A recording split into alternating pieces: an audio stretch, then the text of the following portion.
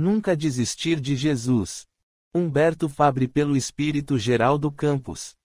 Amor e Equilíbrio Audiobook. Segunda parte. Capítulo 15. Nós, os Espíritos. Irmãos, nosso Senhor e Mestre nos ensinou que há muitas moradas na casa do nosso Pai. Logo, podemos refletir nessas suas palavras sobre dois aspectos que nos tocam diretamente na condição evolutiva de todos nós. Primeiramente, não será possível admirarmos as belezas do nosso Criador em uma noite estrelada e calcularmos egoisticamente a existência de vida somente em nosso mundo. Outros tantos devem preencher a Via Láctea. Porque desconhecemos ainda outras configurações de importância, deveremos encontrar a vida palpitante e mais evoluída do que a nossa, que ainda vaga entre condições primárias do desrespeito ao ser humano, a começar das questões relacionadas à nossa própria espiritualização, onde caminhos diferentes, no entanto respeitáveis, nos levam até Deus. Analisando sobre o segundo ponto de nossas reflexões, podemos trabalhar o que somos realmente e a morada que nos espera, ou por que não dizer moradas, de acordo com a lógica da evolução que é de caráter pessoal. Nosso Mestre alargou o sentido para nós, que somos espíritos, seres divinos pela paternidade que possuímos, cujo momento é de estágio neste mundo, para que as experiências nele alcançadas possam nos conduzir para patamares melhores na escala evolutiva, que, pela lógica, deve existir, nas esferas que nos esperam, esferas essas que são, em verdade, nossa verdadeira pátria, que tratamos como espiritual. Enquanto isto não ocorre, temos a responsabilidade na procura do alargamento de nossa existência neste mundo, trabalhando como seareiros de Jesus, de sua boa nova, exercendo o bem onde ou com quem nos encontrarmos, dando o testemunho de verdadeiros cristãos.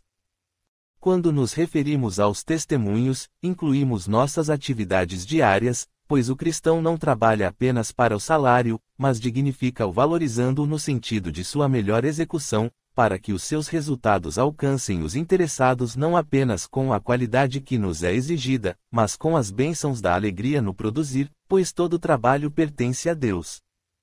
Se falamos sobre as questões voltadas para o pagamento justo, que dizer então sobre as responsabilidades relativas ao lar, onde as nossas irmãs produzem, através da educação, do carinho e do amor, aquelas criaturas na figura de seus filhos, que poderão levar a paz ou a guerra para o mundo, além de serem o sustentáculo dos seus maridos, porque nós, os homens, que se encontrem na responsabilidade do matrimônio, não somos apenas provedores, e sim parceiros em todas as causas.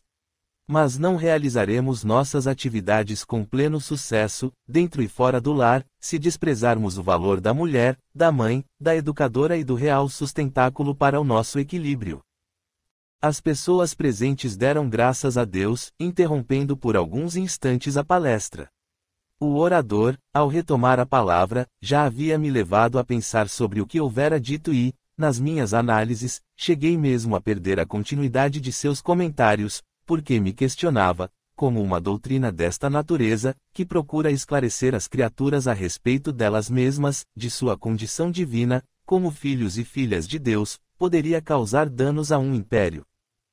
Ensinamentos voltados para a valorização do ser humano, do seu trabalho e na maneira de produzi-lo, procurando levar não apenas o produto pronto, mas, acima de tudo, as bênçãos da alegria pelo dever retamente cumprido, seriam causa de perseguições injustificadas.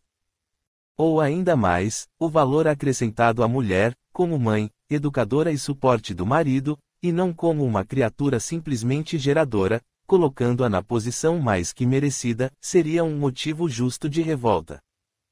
Que mestre era aquele que somente trouxera aspectos relativos à valorização do ser humano, direcionamento seguro para a sua vida, despertando a sua condição de espírito.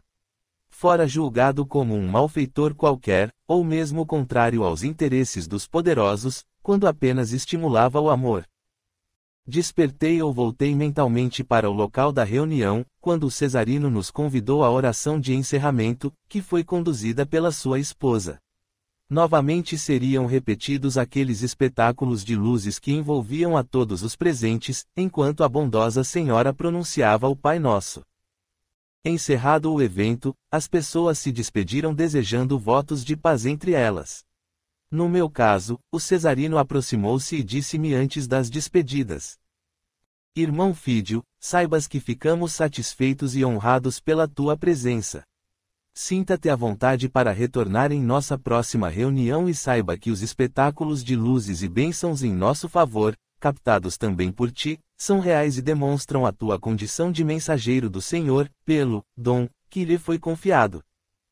Impressionaram-me as colocações do anfitrião, pois ele deu-me a nítida impressão de ter sido informado ou mesmo de ter captado as cenas que surgiram à minha frente. Mas o momento não era para maiores indagações, e numa oportunidade eu questionaria o Rufus a este respeito. Despedi-me informando que eu retornaria na semana seguinte. Capítulo 16. O despertar de importantes questões. A minha ansiedade não permitiu que eu aguardasse até o dia seguinte, pois, durante o trajeto de retorno ao nosso ambiente de trabalho e moradia, iluminado pela luz da lua cheia, fiz um pequeno relato do que mais me impressionara para o Rufus e, em seguida, apresentei a minha questão: diga-me, como foi possível as visões se repetirem, contudo, muito mais ampliadas em todos os sentidos nesta oportunidade? Senhor, inicialmente temos que considerar o ambiente favorável, onde todos os presentes estavam inclinados para o mesmo propósito, o da oração, conjugado com o estudo dos ensinos do nosso Mestre, facilitando assim a abertura de suas possibilidades espirituais, pela criação de uma atmosfera saudável e equilibrada. Com menor capacidade, registrei algumas nuances descritas pelo Senhor, porém a condição da sua visão espiritual é destacada, podendo ser observada pelo Cesarino, que também possui dons consideráveis no terreno do espírito. Achei curiosas as informações do velho legionário, mas em seguida contei-lhe um episódio que não havia colocado no resumo que eu fizera. Rufus, a descoberta do que eu presenciara poderia ser relatada pelo homem que eu vi à frente do Cesarino, dando-me a nítida impressão de que eles se intercalavam, pois não me era possível saber exatamente quem falava, se ele ou aquele senhor. Não me foi possível registrar a presença do espírito mensageiro que orientava o dirigente da nossa reunião, pois, conforme já informei, a minha capacidade visual no terreno espiritual possui grandes limitações. Entretanto, pode ter sido sim, e talvez seja o mais provável, que o mensageiro do Senhor tenha orientando o Cesarino em relação às tuas visões, que poderão, no futuro, sem sombra de dúvida, servirem muito bem para o auxílio e assistência aos necessitados que porventura tenham em suas companhias espíritos classificados como imundos, que nós preferimos tratar como nossos irmãos desorientados no amor, para retirá-los de sua ignorância em relação ao seu novo estado. Interrompi o Rufus naquele instante para emendar: de mortos?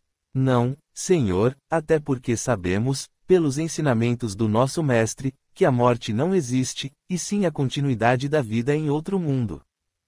Sim, Rufus, tens razão, até porque, de alguma forma, já cultuamos os nossos entes queridos dentro dessa perspectiva, apesar de eu nunca ter sido dos mais interessados nesses assuntos, pelo menos até o momento. Agora, alterando um pouco o rumo de nossa conversa, dentro ainda do que tratamos, tu havias me informado de que algumas dessas reuniões acabavam sendo realizadas nas catacumbas, estou certo? Sim, está, Senhor. De fato, quando o grupo não disponha de um local razoável ou seja alvo de perseguição, essas abençoadas reuniões ocorrem nelas. Eu mesmo já participei umas 2 vezes, junto a uma outra agremiação de cristãos, os quais residem em local mais visado pelos responsáveis pela repreensão.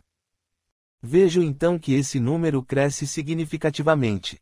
Com absoluta certeza, Senhor, principalmente pela inclusão de nossas irmãs, que, dependendo do culto, são proibidas de participar, como é o caso daqueles que buscam venerar o deus Mitra.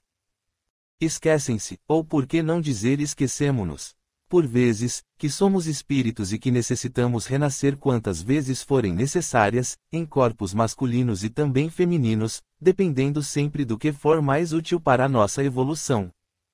As informações prestadas pelo Rufus me despertavam questões nunca antes levadas a sério, a respeito de saber inicialmente sobre mim mesmo, do porquê da nossa curta existência neste mundo e, sem dúvida, qual a lógica dele e das experiências pelas quais passávamos. O meu interesse também era continuar perguntando para saber mais sobre a doutrina de amor daquele simples carpinteiro, que parecia revolucionar os conceitos da vida, pois, se não fossem ensinamentos eivados de verdade, eles não ocupariam a mente de tantas pessoas, alcançando adeptos que arriscavam a própria existência física, no sentido de estudá-los e praticá-los. Eu estava armando uma quantidade gigantesca de questões, quando avistamos os portões do nosso estabelecimento. Seria melhor aguardar uma outra oportunidade, pois o trabalho na manhã seguinte nos esperava e era necessário permitir o repouso para o velho legionário, tanto quanto para mim. Capítulo 17. A verdade em nossos corações. Não foi possível administrar muito tempo a minha curiosidade e, assim que encerramos o expediente do dia seguinte à reunião na casa de Cesarino e Venilha, chamei o amigo Rufus para darmos continuidade às conversas a respeito de Jesus. Para isso, sentamo-nos em um pequeno alpendre onde ficavam as minhas reduzidas instalações, quando dei início à narrativa da minha curta experiência na Judéia, contando que, por lá, eu havia escutado alguma coisa a respeito do carpinteiro crucificado, considerando o evento, pelas nossas práticas, como mais uma execução de um elemento perigoso para os interesses de Roma. Rufus ouvia serenamente, aguardando que eu encerrasse a síntese daqueles acontecimentos, que tinham me custado parte do movimento de minha perna direita. Quando dei oportunidade, ele falou, para o Senhor ver como são as coisas e a distorção dos fatos quando queremos atender os nossos interesses imediatos, pois o Mestre trouxe, sem dúvida, uma revolução, porém nos conceitos arcaicos da relação entre as pessoas, procurando nos ensinar a humanização, onde o servo é idêntico em direitos ao seu Senhor, que, por uma condição de aprendizado, está apenas e momentaneamente exercitando-se no mando, e o outro, por sua vez, na disciplina pela obediência. Mas outros interesses ele também questionou, sempre estimulando as pessoas a raciocinarem sobre os seus sublimes ensinamentos, como, por exemplo, os direitos da classe sacerdotal, que se postam como criaturas especiais diante de Deus e seus executores no planeta, conduzindo a população como cordeiros, que precisam obedecer pura e simplesmente, bastando para isso mantê-los na ignorância. Rufus, isto não é incomum, pois em nossa sociedade ocorre o mesmo, não? Exatamente, Senhor, por isso o nosso Mestre esteve entre nós, legando-nos a boa nova de libertação, a iniciar de nós mesmos, porque somos as únicas criaturas capazes de nos infligir sofrimentos ou mesmo a cura. Ideias libertarias, Rufus, diante do poder imperial. Isso não poderia ser aceito de forma alguma. De fato, Senhor, foi como conduziram o processo, ou, melhor dizendo, a condenação de Jesus junto ao governador da Judéia, segundo fui informado pelo Cesarino, com a aprovação total de grande parte da classe sacerdotal, que naquele instante se colocava como amiga de Roma, coisa que sabemos não ser verdadeira. Os interesses falam mais alto, principalmente quando estamos nos sentindo questionados em nossas ações, não? O Senhor está coberto de razão, pois é exatamente isso que Jesus representa, mudança, transformação da criatura nela mesma, e não questionamento às autoridades de direito ou coisa que o valha, apesar de tentarem por inúmeras vezes comprometê-lo em relação às leis romanas ou nas questões religiosas do seu próprio povo. Conforme disse, foram inúmeras as oportunidades que buscaram fazê-lo, sendo uma delas a respeito do imposto que as nossas províncias são obrigadas a encaminhar para Roma. Como assim comprometê-lo, Rufus? Cesarino nos contou uma das passagens, quando esteve durante certo período de tempo acompanhado pela sua esposa, junto a um dos apóstolos de Jesus, de nome Pedro, que, aliás, recebeu a pena capital por ordem do nosso imperador, no ano passado. Crucificaram o apóstolo com que alegação? A mesma que fazem contra os demais cristãos, agitadores da opinião pública, corrompedores de mentes e da ordem estabelecida, desrespeito às leis do Estado, entre outras inverdades, exatamente daqueles que sentem, interiormente, que o poder não poderá ser mantido com sangue e pela expoliação de seus semelhantes, pela eternidade. Contudo, o mais significativo naquele momento de seu testemunho foi exigir que os seus executores o crucificassem de cabeça para baixo, pois ele, Pedro, alegou não ter a grandeza espiritual de Jesus, para ser colocado no madeiro do mesmo modo. Rufus, que exemplo do apóstolo! Mas, interessado na ocorrência com ele, acabei por interromper o seu relato a respeito do tributo, quando questionavam Jesus. Contam que os fariseus consultaram entre si como o surpreenderiam na alguma palavra. Enviaram-lhe os seus discípulos, com os herodianos, dizendo: Mestre, bem sabemos que és verdadeiro, e ensinas o caminho de Deus segundo a verdade, e de ninguém se te dá, porque não olhas a aparência dos homens. Dize-nos, pois, que te parece? É lícito pagar o tributo a César, ou não? Jesus, porém, conhecendo a sua malícia, disse: Porque me experimentais, hipócritas? Mostrai-me a moeda do tributo. E eles lhe apresentaram um dinheiro. E ele diz-lhes: De quem é esta efígie e esta inscrição? Disseram eles: De César. Então ele lhes disse: Dai pois a César o que é de César, e a Deus o que é de Deus. E eles, ouvindo isto, maravilharam-se, e, deixando-o, se retiraram. Como pode ser visto, Senhor, essa foi apenas uma de tantas outras verdadeiras artimanhas para comprometer Jesus. Entretanto, por mais que façamos, a verdade poderá ser encoberta, mas nunca eliminada da nossa vida, pois ela, a verdade, pertence a Deus e não aos homens, concorda? É inegável, Rufus, mas quanto ainda teremos que lutar para que ela tome o lugar que lhe pertence por nascimento? Creio, Senhor, que lutaremos até que ela faça morada em definitivo em nossos corações e não simplesmente em nossas palavras. Então vai demorar um longo tempo, meu amigo, vai demorar. Nem tanto, Senhor, pois se a nossa condição é de imortalidade, o que será o tempo para nós? Capítulo 18. Graves acusações. Realmente vivíamos tempos muito complicados com as perseguições. Passadas umas 2 semanas em que eu me engajara no grupo cristão, o Cesarino pediu a minha atenção por alguns minutos, após o término da 3ª reunião da qual eu participara. Ele discorreu a respeito do que lhe afligia.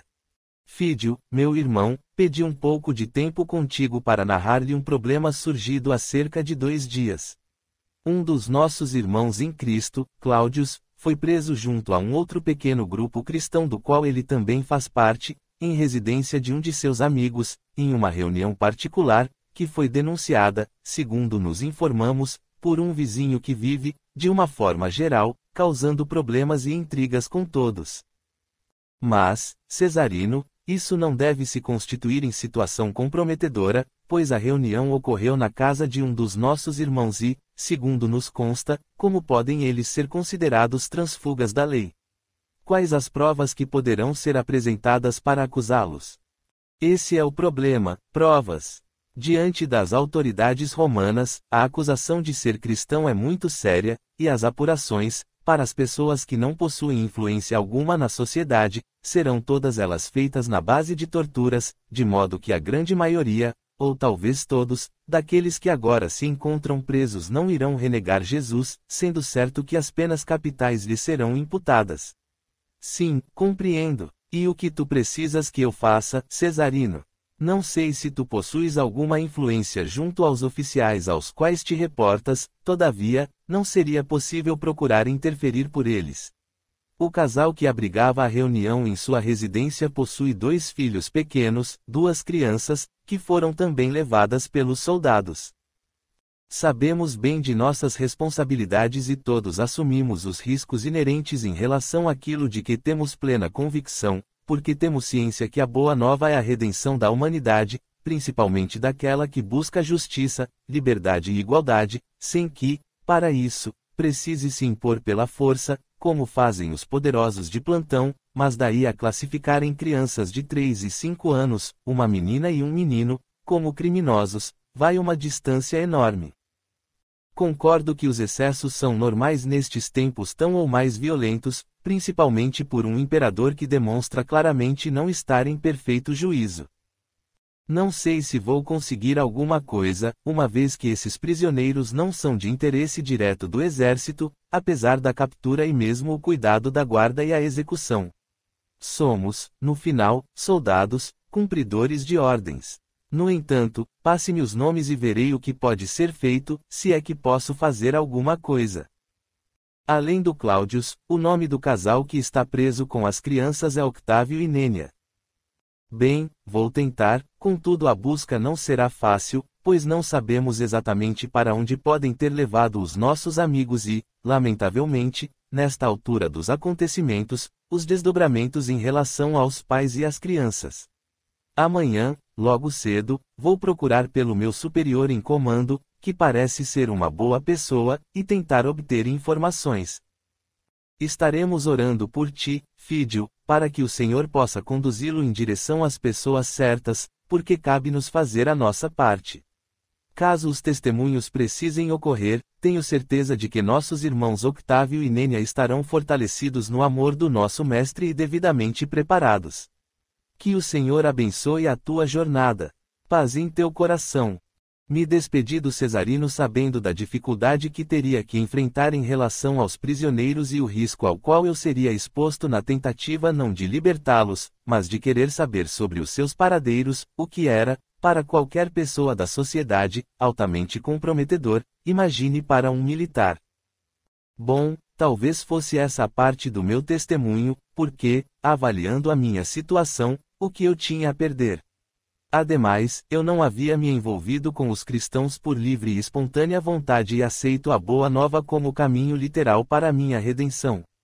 Então as responsabilidades que eram inerentes precisavam ser assumidas, como exemplos que não me faltavam diante daqueles que aceitavam Jesus.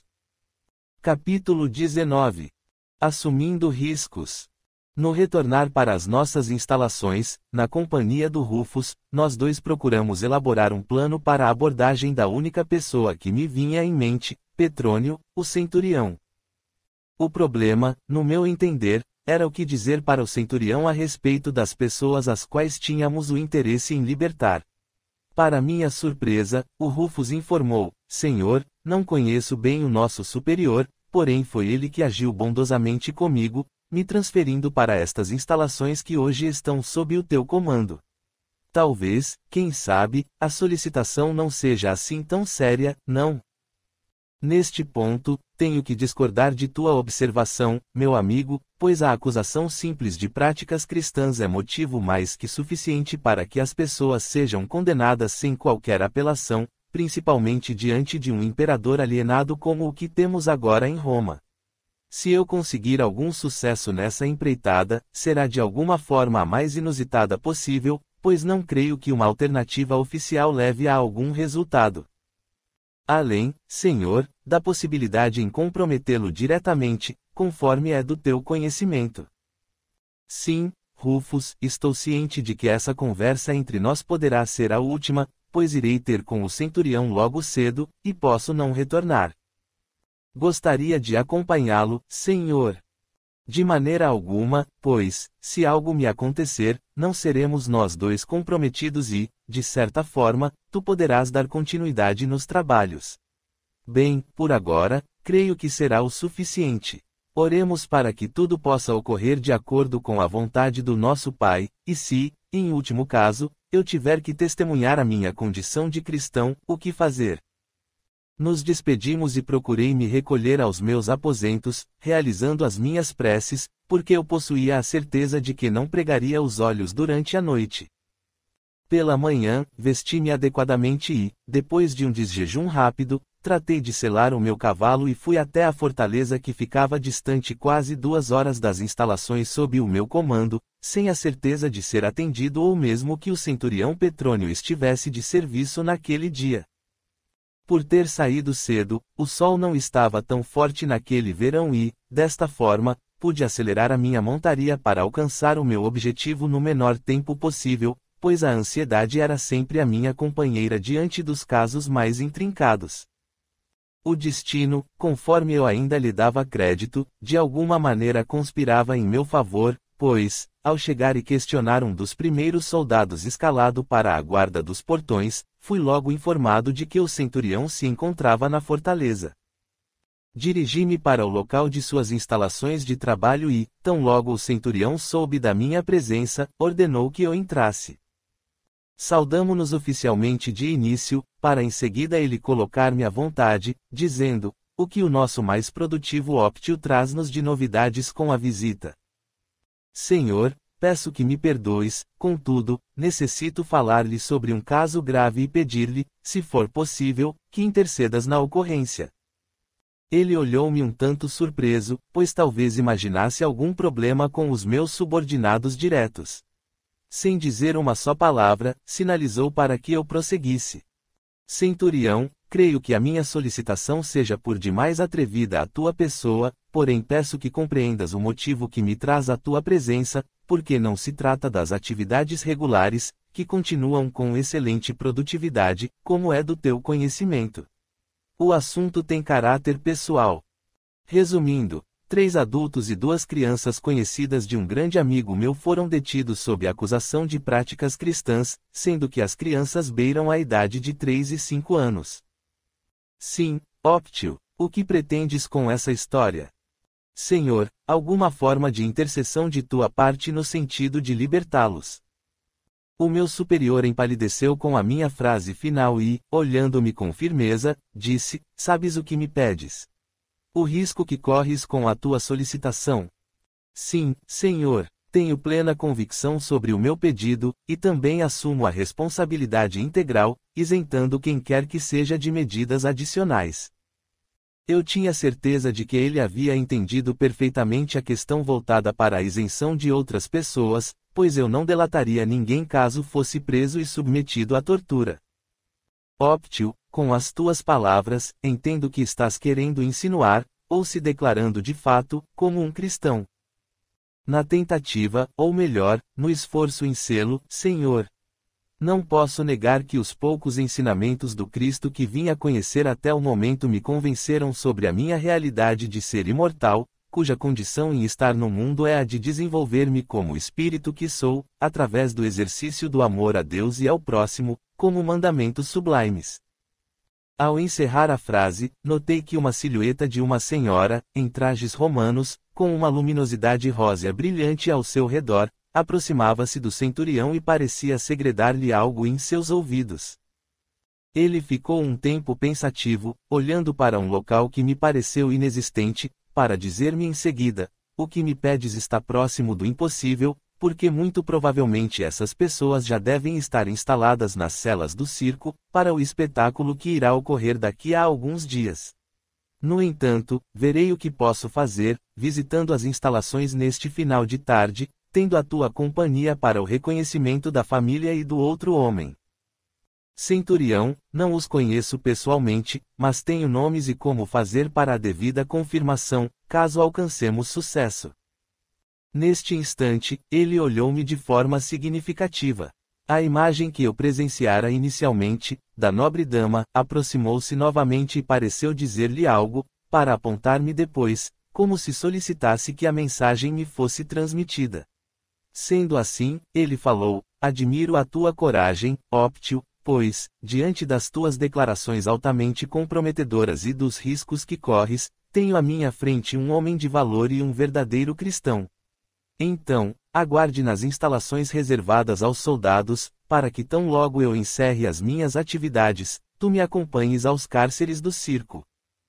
Acatei a ordem e, ao sair, olhei para aquela figura da nobre senhora que se esvaecia lentamente, agradecendo a ela e ao nosso mestre o fato da compreensão por parte do meu superior, verdadeira bênção materializada à minha frente. Capítulo 20. O resgate. As observações finais do Petrônio muito me surpreenderam quando se referiu a mim como um bom cristão. Era mais do que óbvio que ele simpatizava com a causa ou talvez fosse mesmo um adepto, contudo, pela discrição e risco que também se impunha, era melhor esperar para que partisse dele qualquer informação a esse respeito.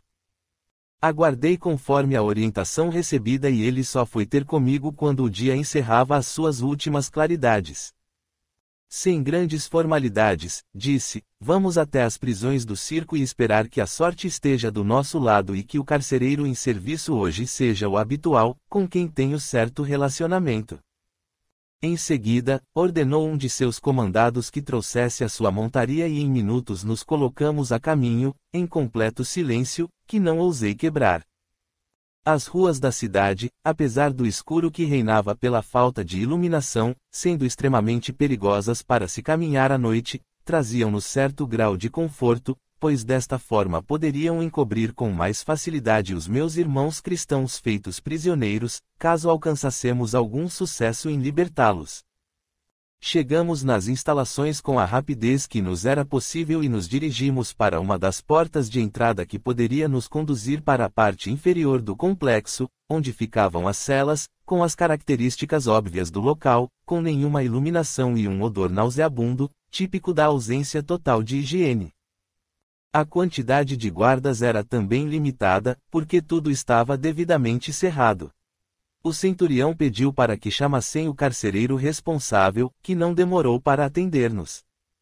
Assim que o homem chegou, notei que as bênçãos do Senhor se faziam, por serem eles velhos conhecidos, pois saudaram-se brevemente, procurando ganhar tempo, dando-me a impressão de que já haviam executado aquele tipo de tarefa solicitada por mim, talvez em mais de uma oportunidade, pois o Petrônio, sem mencionar o nome do seu interlocutor, disse que vinha buscar o dinheiro que lhe emprestara. Na sequência, chamou-me para mais perto, informando em tom de voz muito discreta: fico aguardando aqui, e tu, Óptio, acompanhe esse nosso amigo, para que possas, de alguma forma, auxiliá-lo com a identificação dos prisioneiros no menor prazo possível. Como não houve qualquer apresentação posterior entre eu e o carcereiro, informei: as pessoas do meu interesse são 3 adultos e 2 crianças, e os seus nomes são Cláudios e também Octávio e Nênia, pais de um menino de aproximadamente 5 anos e uma menina de 3. O carcereiro, que se utilizava de uma tocha para nos conduzir com melhor facilidade no ambiente, falou: a família eu sei bem onde se encontra, porque são os únicos que ainda mantêm as crianças, e estão todos juntos com alguns outros na mesma cela. Quanto a esse Cláudios, se estiver no mesmo grupo, poderemos retirá-lo, caso contrário será difícil procurarmos por ele sem chamar a atenção dos demais. Andamos rápido pelos corredores e, diante de uma cela com maiores características, o carcereiro ordenou: o casal com as 2 crianças, aproximem-se. Vamos, andem. Mal dava para ver os rostos dos 2, cujas crianças eram carregadas em seus colos, ambas dormindo profundamente, como se estivessem desacordadas, com certeza pela falta da alimentação e pelas condições absurdas do local e do tratamento. Cheguei o mais perto dos adultos e perguntei em tom de voz o mais baixo possível: digam os seus nomes. A resposta não tardou. Octávio e Nênia, senhor. Um casal amigo me enviou, pois comunga a mesma crença. Qual o nome deles? Cesarino e Venília. O diálogo tinha que ser o mais curto e objetivo para que solucionássemos aquela situação comprometedora. Assim, eu questionei direto: o Cláudios, onde está? Perdemos o contato e não sabemos se ele também se encontra nestas prisões. Um frio percorreu-me a coluna naquele instante, pois seria impossível o resgate dele, já que não poderíamos ir perguntando àquela hora da noite, sem causar algum tipo de problema para o carcereiro, que literalmente colocava a sua vida em risco, tanto quanto a nossa e do centurião que me auxiliava. Não havia então outra maneira senão cumprir com apenas uma parte da minha missão. O carcereiro tirou a trava e a corrente que fechava a cela e colocou os prisioneiros para fora, dizendo para mim: aqui está a tua diversão para hoje. Notei que era um disfarce, pois os abusos praticados com aqueles que estavam para servir do espetáculo cruento eram certos, praticados, via de regra, pelos guardas ou mesmo por alguns dos oficiais enfermos em relação à sexualidade. Saímos tão depressa como havíamos entrado naquele verdadeiro antro de desrespeito pela vida, sem que os guardas nos molestassem, pois aqueles poucos que lá estavam ou dormiam reclinados no piso ou não davam a mínima importância para o que deveria ser considerado normal, até porque, caso fosse ordem de um superior, quem seria o louco de querer denunciá-lo?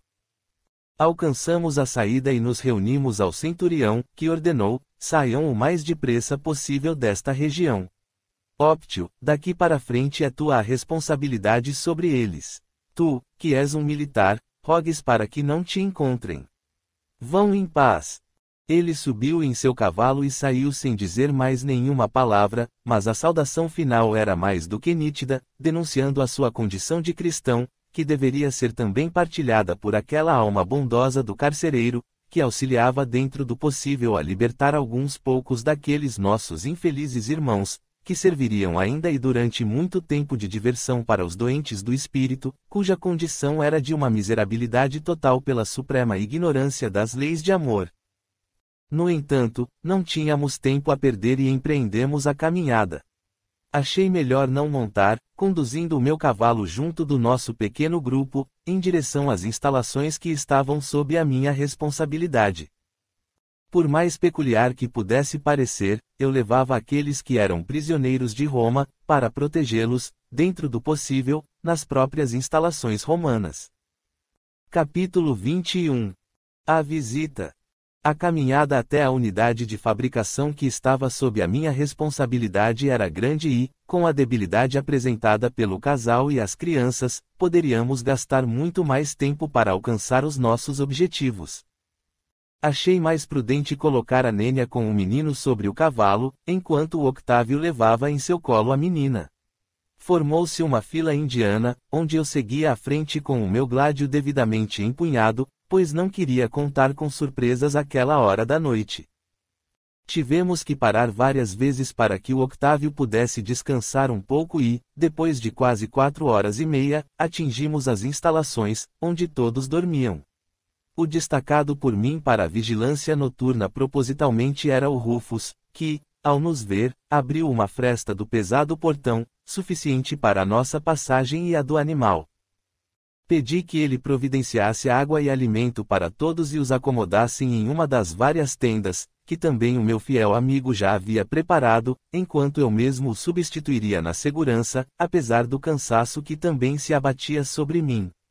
Não demorou para as coisas se normalizarem e o Rufus voltar ao seu posto, para que eu pudesse descansar, o que não aconteceria com grande facilidade, porque, conhecendo-me neste ponto, eu ficaria muito tempo desperto procurando planejar o que fazer na parte da manhã com os meus novos hóspedes. Colocar o casal para trabalhar não seria problema, e o disfarce era perfeito, pois eu não devia satisfação para ninguém que se encontrava nas instalações em relação ao aumento ou redução do pessoal. Mas havia a situação das crianças. O que fazer não com uma, mas com duas, exatamente dentro de um local de produção de armas romanas, me perguntava. Cansado e preocupado com a solução do imbróglio todo, finalmente adormeci e uma sensação estranha apoderou-se de mim, como se eu estivesse dormindo, mas em estado de vigília ao mesmo tempo, mantida que era a plena consciência. Vi-me sair do corpo com grande facilidade e o ambiente se modificou de súbito, de modo que as limitações dos meus aposentos se tornaram amplas, como se eu me encontrasse em um grande salão de um palácio. Uma figura de uma matrona, que se encontrava mais afastada, veio caminhando lentamente em minha direção, ou, pelo menos, eu achava que caminhava, em virtude de os passos serem de uma suavidade tamanha que, para mim, a maior impressão era que literalmente ela estava deslocada do piso. Aproximou-se e estancou proximamente a mim, quando pude visualizar detidamente os seus contornos. Ela tinha descendência romana, vestindo-se de maneira sóbria e elegante, revelando traços de ter sido uma belíssima mulher quando mais jovem. O mais importante era a atmosfera que lhe envolvia todo o semblante, de um azul levíssimo, secundado com tons de prata, transmitindo-me ao mesmo tempo, com a mencionada atmosfera, sentimentos de paz e segurança. Seus olhos claros fitaram-me com respeito e carinho ao mesmo tempo, aumentando o seu brilho quando ela falou sem articular uma palavra sequer, apesar de eu estar recebendo a comunicação com um timbre de voz suave, representando para mim a imagem de uma deusa ou um anjo, faltando-lhe apenas as asas. Ela iniciou saudando-me: "A paz do Senhor lhe envolva, meu irmão. Rogo ao Divino Mestre Jesus que possa te abençoar pelas tarefas executadas por ti, em seu nome." Chamo-me Valéria e sou a mesma pessoa que vistes quando fostes procurar pelo Petrônio, que é um cristão como tu és. Impressionou-me a informação recebida daquele iluminado espírito e, como eu não tive oportunidade em dialogar com o centurião sobre o que havia visto, a nobre dama à minha frente, parecendo captar os meus pensamentos, completou: não tenhas receio ou qualquer preocupação em narrar-lhe o episódio, caso haja outra oportunidade de ambos estarem juntos. Mas, indo direto ao assunto que lhe toma a tranquilidade, venho em auxílio daquelas crianças que estão sob a tua guarda. Tão logo amanheça, um casal virá procurá-lo.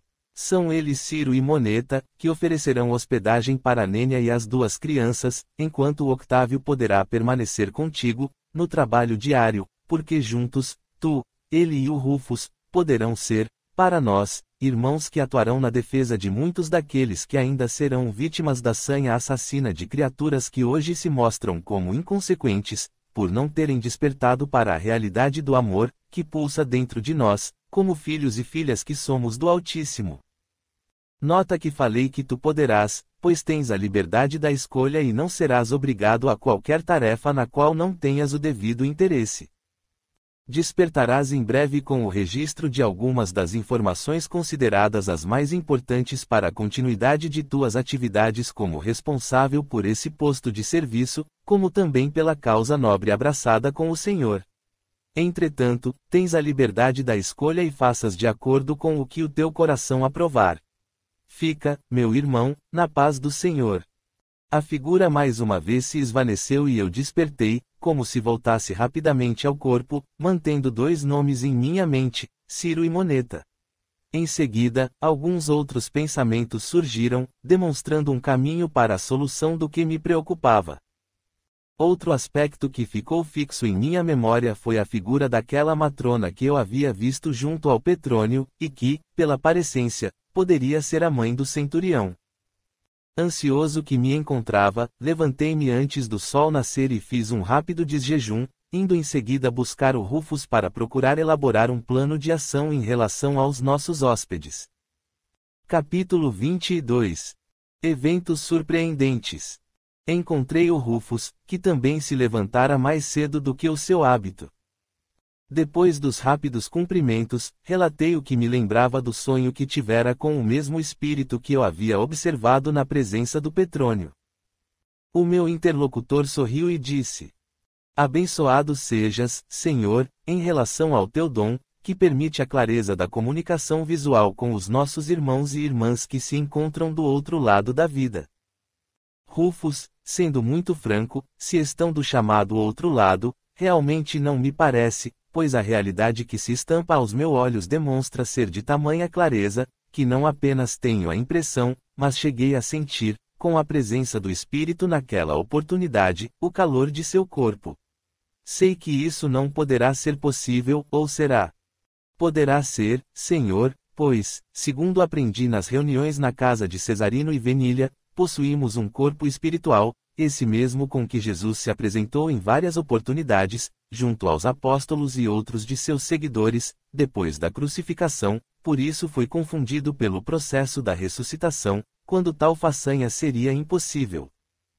O que o nobre Cesarino explicou-nos é que este corpo espiritual pode, dependendo da capacidade do espírito, tornar-se visível e também tangível, utilizando os dons de pessoas que emitam material adequado para o cometimento.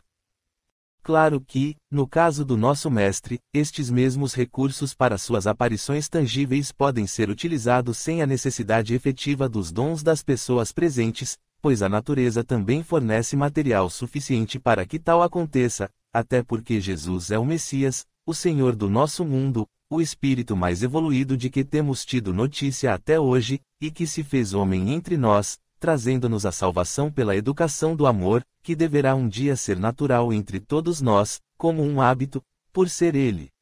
O amor, a herança que temos de nosso Pai, incito em nosso espírito. Tens o dom da palavra de sabedoria, Rufus, porque jamais eu havia tido a oportunidade de ouvir tais ensinamentos. Eles não me pertencem, Senhor. São apenas fruto do aprendizado e estudo que fazemos com o casal já mencionado, e naturais também das ponderações que faço durante os meus momentos de descanso.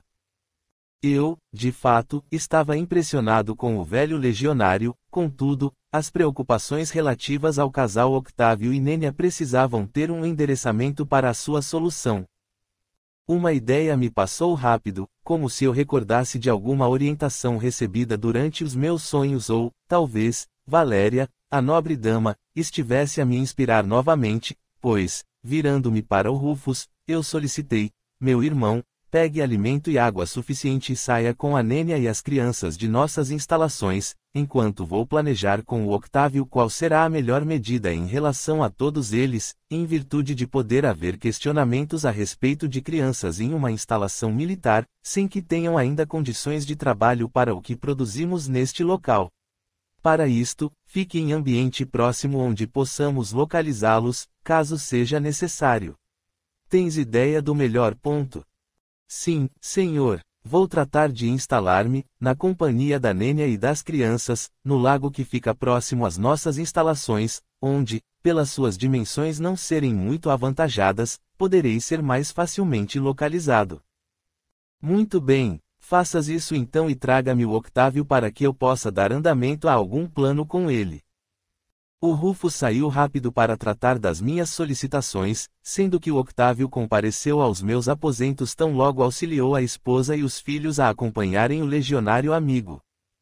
Cumprimentamo-nos como irmãos em Cristo e, assim que iniciamos o diálogo do que poderia ser feito em relação à mudança e local onde se encontrassem mais protegidos, um dos meus servos, apresentando-se, informou que o soldado responsável pela vigilância do portão anunciava a presença de um homem acompanhado por uma mulher, que se identificaram como Ciro e Moneta e que tinham necessidade em falar comigo. Se eu não estivesse sentado no banco à frente da minha mesa de trabalho, provavelmente iria parar diretamente no piso, pela surpresa que se abateu sobre mim. Pela minha palidez, o Octávio perguntou discretamente se eu me sentia bem. Procurei recuperar-me rapidamente e ordenei ao servo que fosse buscar as mencionadas pessoas. Tão logo ele saiu, expliquei com brevidade para o meu interlocutor que os nomes deles não me eram estranhos, pois, em sonho, uma nobre dama havia mencionado algo a esse respeito.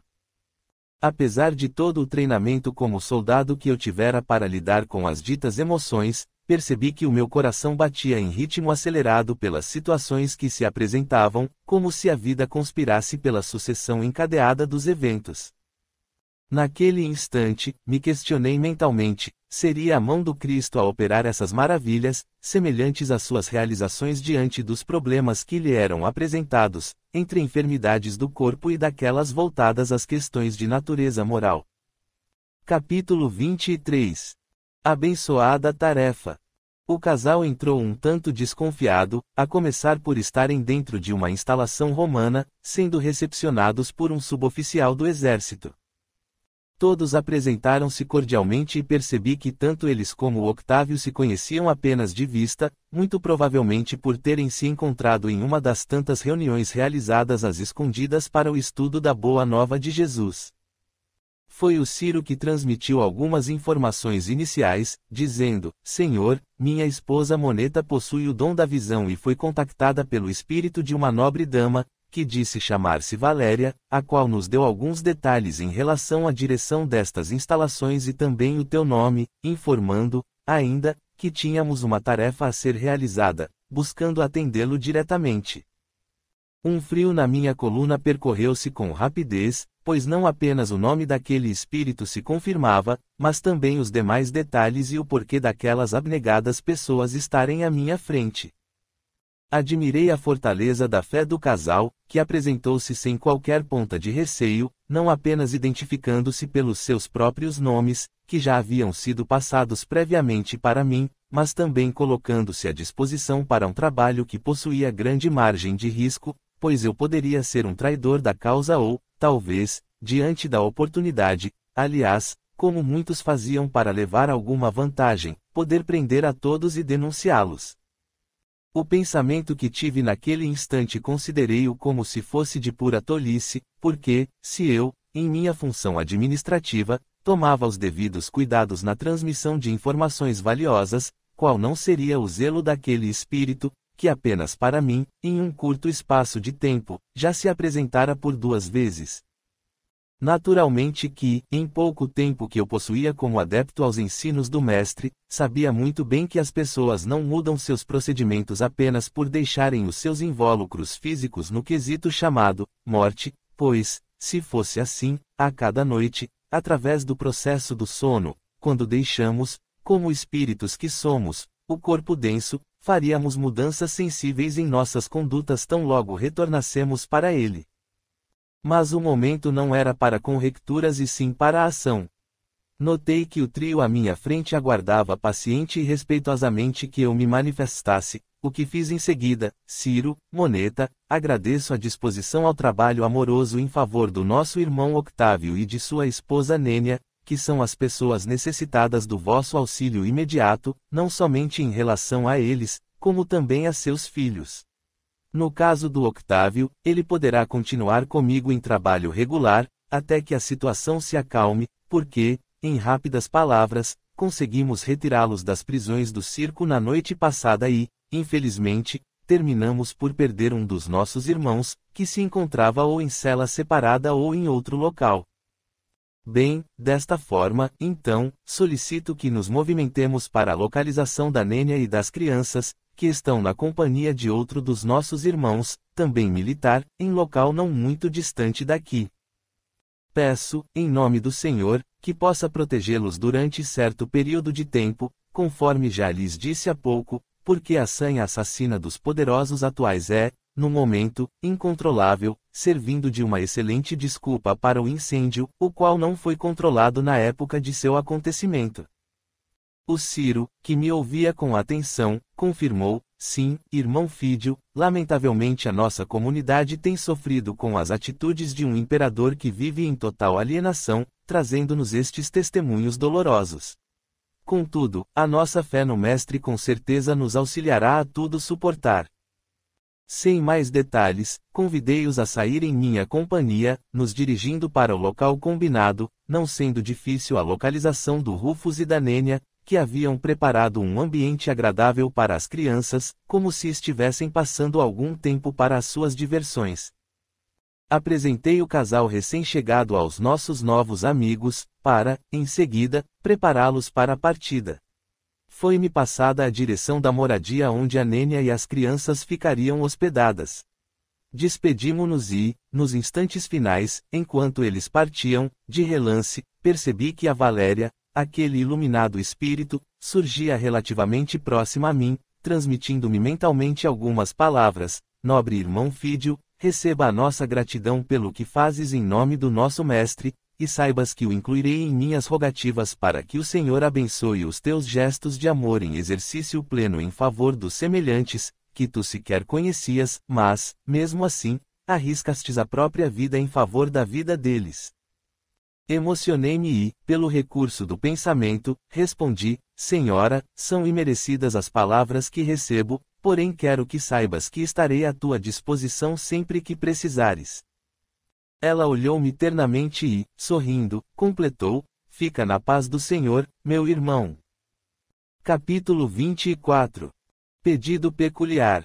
Por sorte, como eu estava acostumado a utilizar-me desta expressão quando as coisas davam certo para mim, o Octávio tinha a profissão de marceneiro, o que daria grande facilidade a colocá-lo nas atividades regulares, sendo, inclusive, possível pagar-lhe um salário com os recursos que me eram repassados pelo exército, com os quais eu procurava fazer uma pequena reserva no caso de haver algum imprevisto.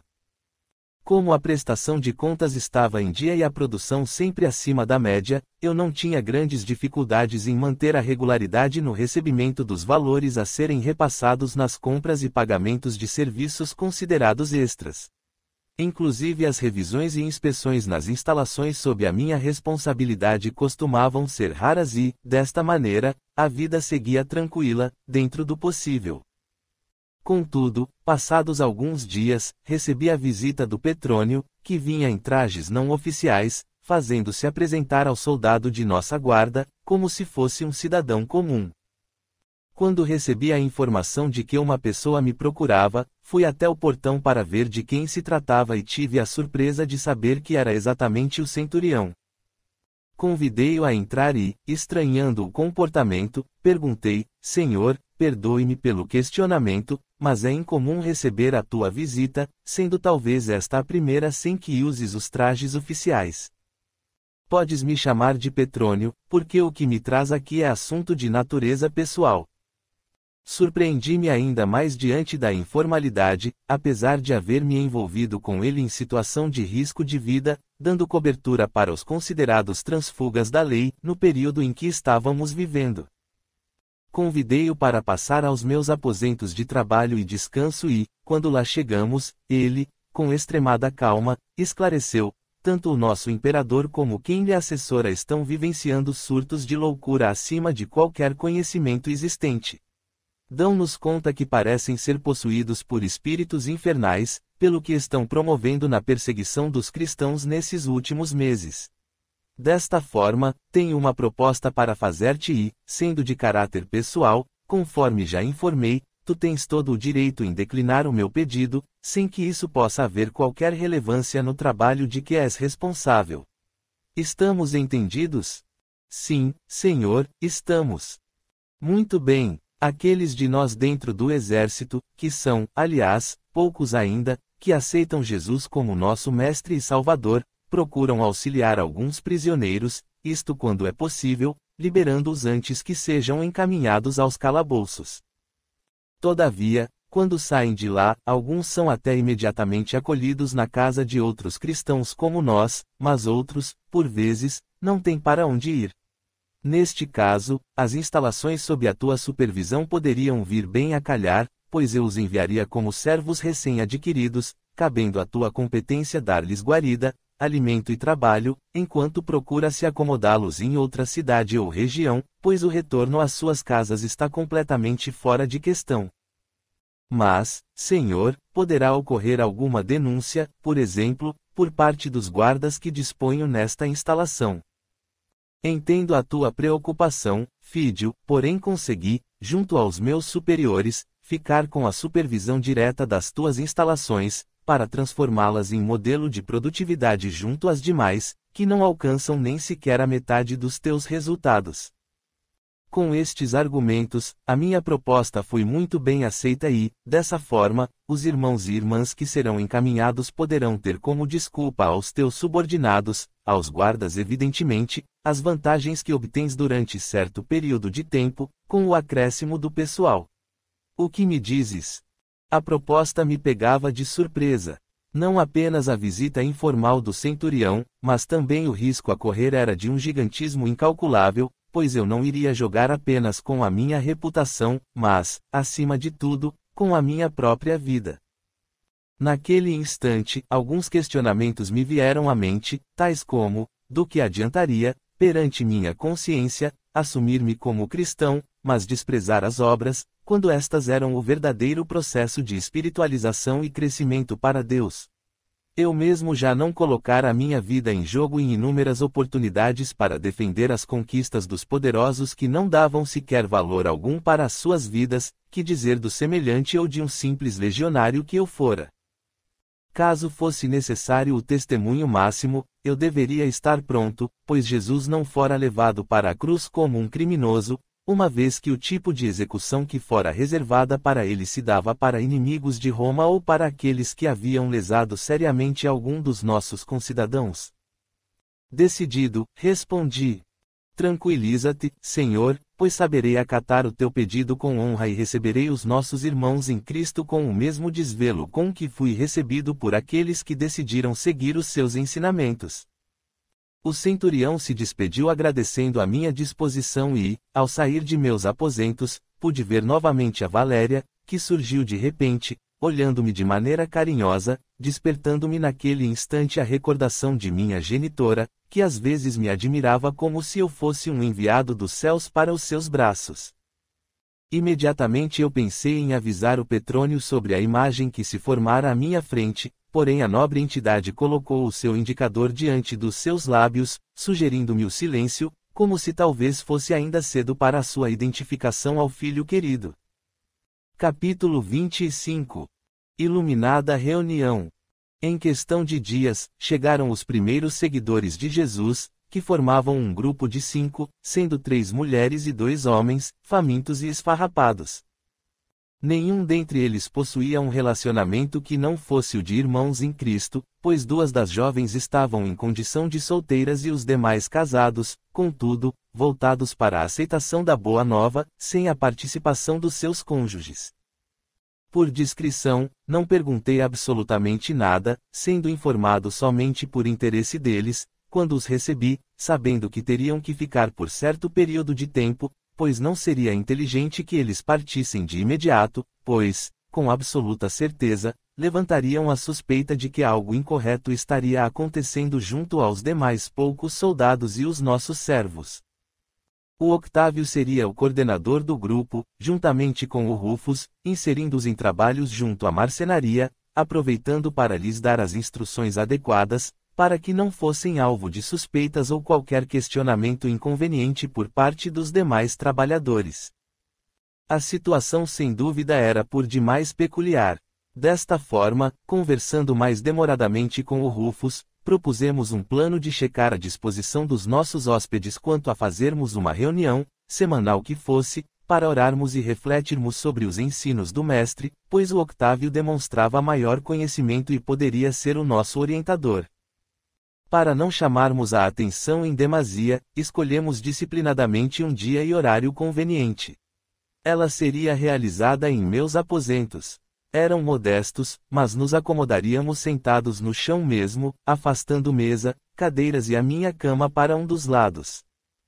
Em relação ao horário, o melhor era nos reunirmos o mais tarde possível, para que somente as sentinelas estivessem em seus postos, com todos os demais servos já recolhidos.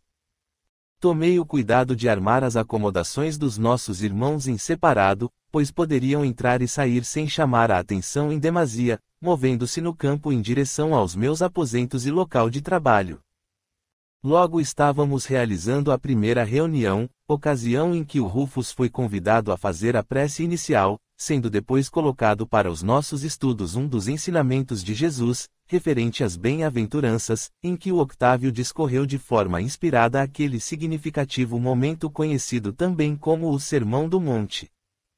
Interessante era notar que, desde o instante da prece proferida pelo velho legionário, luzes se fizeram no ambiente, o qual possuía, para sua iluminação, apenas uma lâmpada a óleo, deixando-o um tanto na penumbra, mas, em contrapartida, as cores brilhantes se alternavam em um espetáculo de luz e beleza, onde alguns espíritos surgiam e podiam ser observados por mim em suas silhuetas também iluminadas.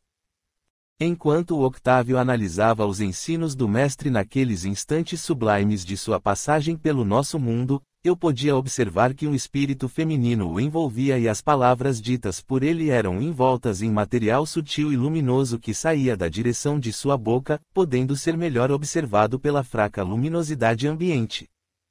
Ao término de seus breves comentários, todos colocaram, de modo breve, a forma como haviam interpretado aqueles importantes ensinos de Jesus, que somente podiam ser compreendidos com a condição da continuidade das existências no planeta, como acontecera com o João, o Batista, que fora Elias, o profeta, sendo utilizada essa informação para ilustrar melhor a necessidade do nascer de novo e a lógica da construção do reino de Deus em nós, colocando-nos como responsáveis diretos pelas nossas ações, boas ou más.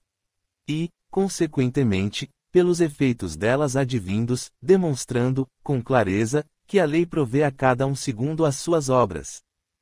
No meu breve comentário, lamentei a condição da ignorância relativa ao desrespeito ao semelhante, sendo ele puro reflexo de nós mesmos nos outros e as suas consequentes responsabilidades, como podia ser constatado no caso do nosso Estado, Roma, guerreiro e a própria perseguição impetrada aos cristãos. Depois dos breves comentários, o Octávio e o Rufus procederam à imposição de mãos, e mais uma vez eu podia ter a bênção de enxergar o material brilhante que saía das mãos de ambos quando faziam a imposição sobre as cabeças dos presentes. O próprio Octávio se encarregou de fazer a oração final e nos despedimos rogando a Jesus que nos mantivesse em sua paz. Jesus, pois, vendo as multidões, subiu ao monte, e, tendo-se assentado, aproximaram-se os seus discípulos, e ele se pôs a ensiná-los, dizendo: Bem-aventurados os humildes de espírito, porque deles é o reino dos céus. Bem-aventurados os que choram, porque eles serão consolados. Bem-aventurados os mansos, porque eles herdarão a terra. Bem-aventurados os que têm fome e sede de justiça, porque eles serão fartos. Bem-aventurados os misericordiosos, porque eles alcançarão misericórdia. Bem-aventurados os limpos de coração, porque eles verão a Deus. Bem-aventurados os pacificadores, porque eles serão chamados filhos de Deus. Bem-aventurados os que são perseguidos por causa da justiça, porque deles é o reino dos céus. Bem-aventurados sois vós, quando vos injuriarem e perseguirem e, mentindo, disserem todo mal contra vós por minha causa. Alegrai-vos e exultai, porque é grande o vosso galardão nos céus, porque assim perseguiram aos profetas que foram antes de vós. Vós sois o sal da terra, mas se o sal se tornar insípido, com que se há de restaurar-lhe o sabor? Para nada mais presta, senão para ser lançado fora, e ser pisado pelos homens. Vós sois a luz do mundo. Não se pode esconder uma cidade situada sobre um monte, nem os que acendem uma candeia a colocam debaixo do alqueire, mas no velador, e assim ilumina a todos que estão na casa. Assim resplandeça a vossa luz diante dos homens, para que vejam as vossas boas obras, e glorifiquem a vosso Pai, que está nos céus. Não penseis que vim destruir a lei ou os profetas, não vim destruir, mas cumprir. Porque em verdade vos digo que, até que o céu e a terra passem, de modo nenhum passará da lei um só jota ou um só tio, até que tudo seja cumprido. Qualquer, pois, que violar um destes mandamentos, por menor que seja, e assim ensinar aos homens, será chamado o menor no reino dos céus, aquele, porém, que os cumprir e ensinar será chamado grande no reino dos céus.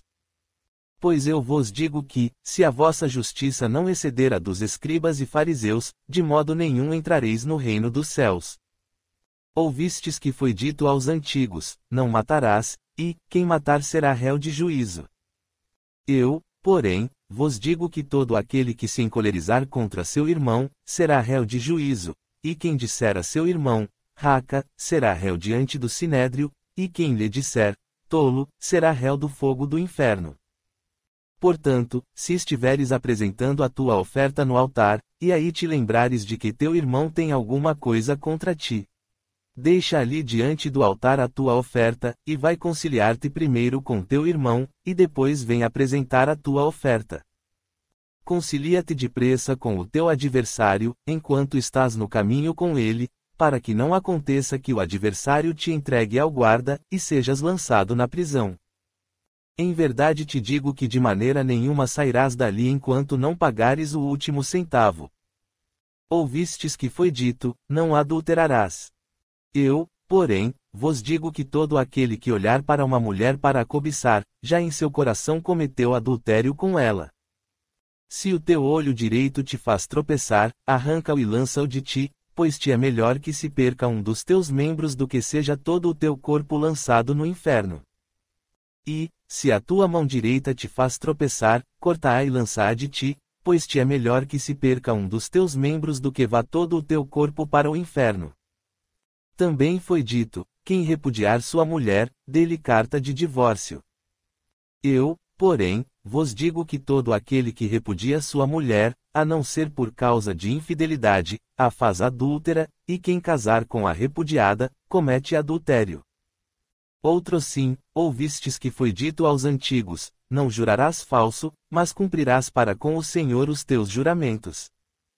Eu, porém, vos digo que de maneira nenhuma jureis, nem pelo céu, porque é o trono de Deus, nem pela terra, porque é o escabelo de seus pés, nem por Jerusalém, porque é a cidade do grande rei.